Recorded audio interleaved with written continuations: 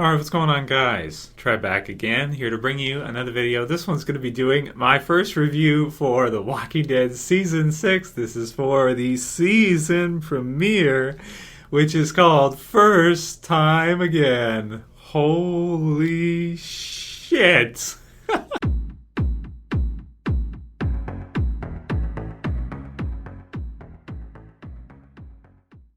Oh, so my jaw was just on the floor like most of the way through the episode. This episode was just mind-blowing. It was crazy. It was like, maybe a monster movie or something. You hear the tune, as you see all this huge, just this massive horde of zombies, of what seems to be thousands of zombies, just, walking down as Daryl's like just chilling on his bike, being badass as usual. He's just like riding down. He's like, it's all good. It's all good. It's like 5,000, like 2,000 zombies following him. It was just nice and casual, nice and relaxed. Oh my god. So I don't even know where to start with this episode. I guess as usual, spoiler warning, this one just absolutely blew my mind. If you look at this episode compared to some of the parts of The Walking Dead, I mean, if you want to talk zombies and scale of the show, and what AMC has done with The Walking Dead, I am so happy that they've been able to keep the series going this long, and that its future is so bright. So many people are really enjoying it, really loving to watch it, really just having so much fun with it.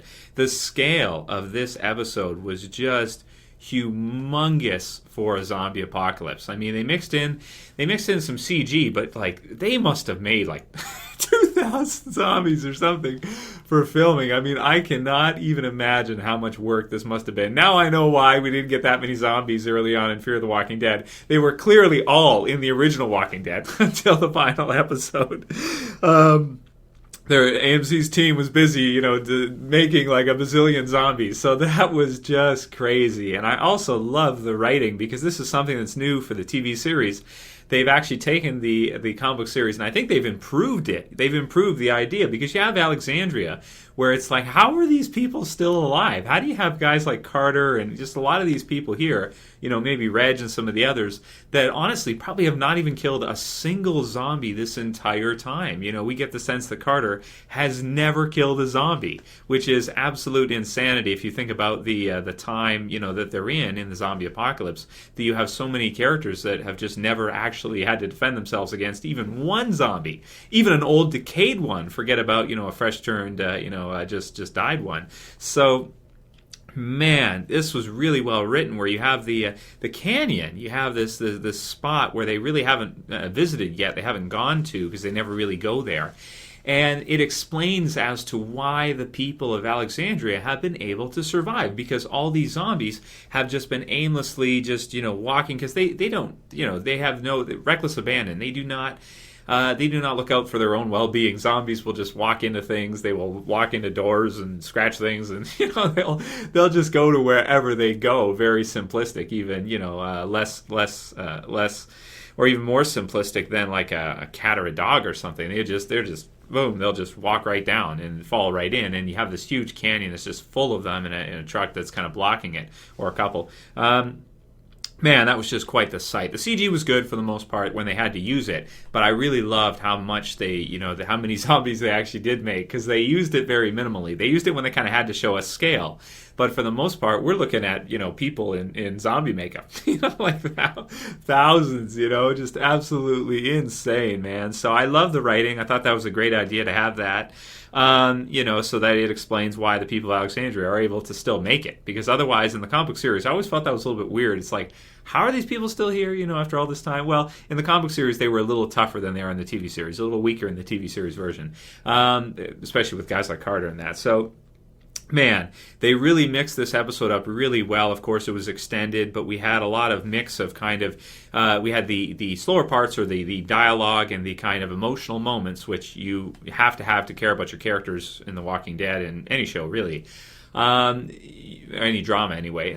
So you have those mixed in, and they cut it up, and they showed a lot in black and white, which was really cool. It made me think of like the comic book series and that, just to kind of give us a different style. They tried to do something similar in the season 5 premiere, No Sanctuary, but they had a then and now, and it got a little bit confusing for viewers, I think, myself included when I first saw it. But this was a lot easier to follow because you could kind of tell when they were doing, the parts when they were switching back and forth. And there were some really even just great moments with regards to, the characters at Alexandria. You have Eugene, who had some good parts, some good moments. I liked when he met Heath. I liked when Carter was talking about, taking over, and he gets caught, and then Rick kind of just comes in out of nowhere and shows him how stupid he's being. And I also like the Carter character's entire storyline, because you think about it, like Rick, I really like that perspective to where he realizes he doesn't have to kill this ignoramus. This guy does not have what it takes, and knowing the world, there's no way this guy's going to make it. He's going to be killed off at some point, which of course is what we see when one old geezer zombie, kills him, just like that, and then he starts screaming, and at first I thought he was going to mess up the whole thing. So, and then, of course, Rick's able to stop him. You have Morgan there as well, too, and man, I really like what they did with him. Probably my favorite moment was probably when you have Morgan and Rick, and Rick kind of gives him Judith, and he holds her in that, and it's just a beautiful moment, and all the different parts between the two of them, as we expected and we predicted from the trailer. There isn't so much of this versus a Morgan versus Rick type angle going that they kind of promoted in the trailer, as a lot of us expected. It doesn't seem to be so much of that. Maybe a little bit, a little bit of Morgan kind of questioning Rick, or you don't take chances anymore, that kind of thing. But I think Rick too just realizes that sooner or later these people are going to have to change, and if some in it would be able to change and some won't, and that's just all there is to it, because they have to do it themselves, and you can't force people to change. People have to want to change themselves. You can try to guide them, you can try to coach them, but they have to want to do it themselves to become strong survivors. So I really like that angle with this Carter character, and he kind of represented. He's kind of like an archetype for your kind of weaker Alexandrian, weaker Alexandrian that we're seeing, because there's lots of others as well there too. So we saw Heath come in, which is cool. We got to see some good parts between Glenn and Nicholas, and Glenn allowing Nicholas to live, but Nicholas also kind of falling in line and realizing, okay, these guys know what they're doing. I better listen to Glenn. I better do what he says. Cool part with the glass shattering, zombies coming out, them killing them there. Just lots of different zombie kills, and just all kinds of craziness. So all of the dialogue I felt like was really good. Picking up from where we left off with the season 5 finale. Even had some good parts for Abraham talking with Sasha, and what's going on with him, and everybody else, even Tara in there, and they just really used their time wisely and kind of gave us little touches of a lot of different characters. Carol, having a few dialogue lines from her. Daryl still wanting to go on runs. Just everybody was used pretty well. Even Gabriel was in there too, and you just had everybody kind of a little bit of touch time with regards to every single character getting a little bit of a scene from each of them. So that was good. So let's talk, of course, about... Oh, and there was the part with Ron, too, which is also good, and Jesse at the end, which was a little bit different from what I was thinking. We're seeing at this point that Rick and Jesse really haven't been talking much, it doesn't seem. They haven't really... Rick's obviously been busy, but it's also different from the comic book series as well, too, because you haven't seen them, together at all or anything of the sort, especially after what happened at the end of Season 5. And now, of course, with what happened at the end of the episode. So what I'm basically saying is I liked all the dialogue. I liked all the parts where we got to catch up with each character after the break, because, of course, it's been a while since we've seen them in terms of real life time, since the end of season 5. So we had all that. That was all great. Now let's talk about the actual zombie. Just absolute craziness. They just went over and above what I would have expected them to have done. I mean, they upped it to a notch that was like a monster movie, a natural disaster. So the zombies are shown more, unlike just a regular zombie. As a whole, the sum is greater. The whole is greater than the sum of its parts.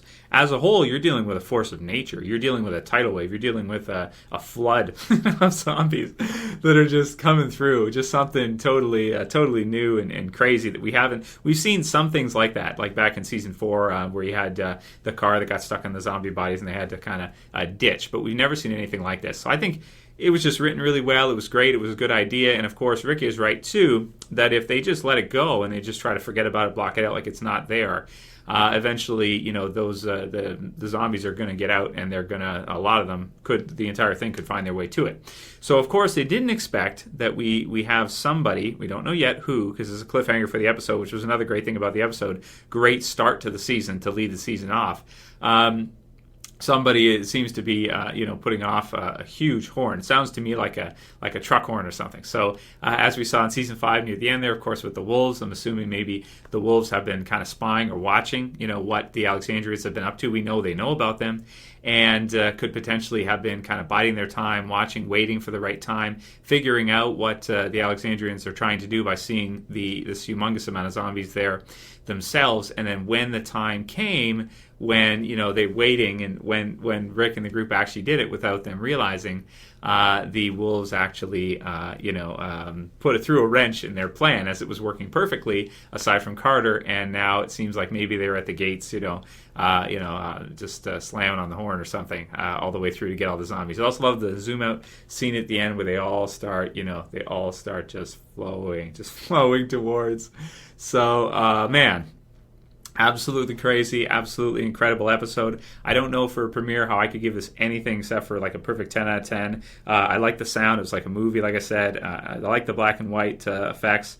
And it was just, this one was all about spectacle, of course, too. All about spectacle. It was just amazing to see that kind of scale, because it changes your idea of what kind of world they live in and what kind of things are out there. And to get to see something of that kind of scale is pretty amazing compared to some of the earlier seasons, like season 2, where they're just on the farm and there's like a few zombies here and there, but nothing crazy up until the end, which was good, of season 2. The second half was really good, but just incredible, absolutely incredible episode. I'm going to do a giveaway. I'm going to give away 2 copies of The Walking Dead Season 5, because I'm excited.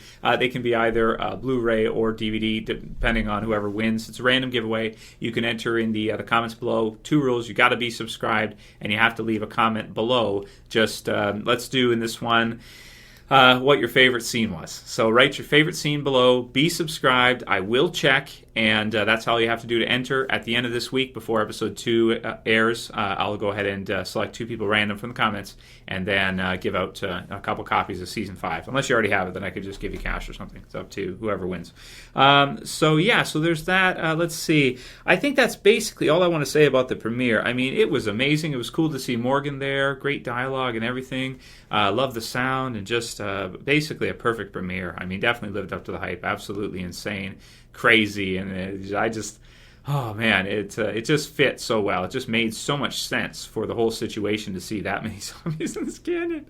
Crazy stuff. So, wow, awesome, absolutely awesome. So where do we go from here? The predictions video, I'll post an annotation right here, will be posted very soon, probably within an hour or so. Let me know what you guys thought. Write a couple comments. Let me know what you thought about the episode, and also your favorite scene there, because there were so many good ones, it's hard to pick. What an incredible premiere. It blew my mind. I loved it, man. It changed my whole, idea of what they can do in a TV series, because back in the day, you'd only see that kind of stuff in movies. You never see, that kind of scale in a TV show. Just amazing.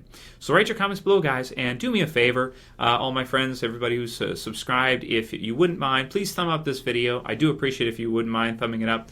It does help the health of the video and the channel. And if you're new and you want to subscribe, you want to see all my reviews for Season 6 for every episode and my predictions, go ahead and subscribe at the bottom left. If you wouldn't mind sharing as well to all you guys, we just passed 150,000, so that was amazing. Thank you guys so much for that. So please share. If you have a Facebook or whatever, you can share the review through, and that helps more people see it. I would appreciate if you guys would do that too and favorite it as well. That's it for this review, guys. Basically a perfect premiere. You couldn't ask for them to put more work or effort into this one. This one was insane. And of course, the predictions, we'll talk about what we think is going to happen in episode 2 very soon, within an hour. Wow, awesome stuff. Really happy The Walking Dead is back in a big way. That's it for this video, guys. I'll see you for the next one. Predictions. As always, it's Trev, and I'm saying peace.